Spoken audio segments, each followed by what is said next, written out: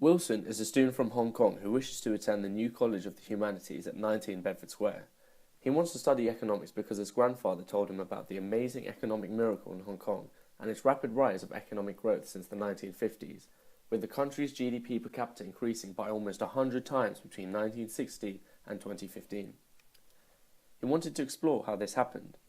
When Wilson arrived in London, he found that part of the reason was to do with the building right next door, the Hong Kong Economic and Trade Office at 18 Bedford Square. The office is responsible for fostering trade and economic relations with foreign countries, and trade is often seen as the vital lifeblood of Hong Kong. The history of trade in Hong Kong started in the 19th century after it was ceded to Britain from China.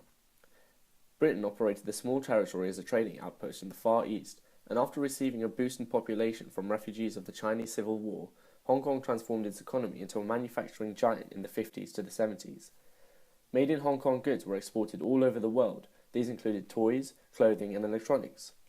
Then, Hong Kong transformed once again due to rising costs to the service and finance-based economy that exists now. The cause of this economic miracle and the answer to Wilson's question is Hong Kong's unique variety of capitalism. Its core values of open economy, small government, and non-intervention allow the economy to be flexible and score highly in the three most important components to capitalism, which are protection of private properties, free markets, and competitive firms. The small government provided property rights, safeguarding via a stable legal system. It also provided low barriers to entry, no restrictions on capital flow, and low taxation. This encouraged firms to be competitive and expand or risk getting outcompeted. Furthermore, Hong Kong has no custom duties or quotas. This, combined with low regulation, helps firms access the international and domestic markets more easily. Hong Kong has been ranked as the freest economy in the world in the Index of Economic Freedom for 20 years since 1995. In 2016, it scored 88.6, while the US was in 11th place with only 75.4. Overall, this package of laissez-faire capitalism is what led to the rich and prosperous city we see today.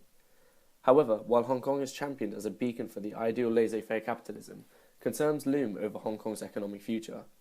Wilson found signs of increasing government intervention and leaving their laissez-faire roots. For example, Hong Kong introduced a minimum wage and a new food labelling regulation in 2010, while the government became a majority shareholder in the city's rail networks and doubled its welfare spending since 1997. The economic inequality of Hong Kong is also growing, illustrated by the high Gini coefficient and comparison of household incomes. This is fast becoming a flashpoint in Hong Kong's politics and could be a significant factor behind Hong Kong changing its capitalist model. Wilson enjoyed studying economics so much that he has decided to work at the Hong Kong Economic and Trade Office as an economist after graduating, to try and help the city's economy continue growing into the future.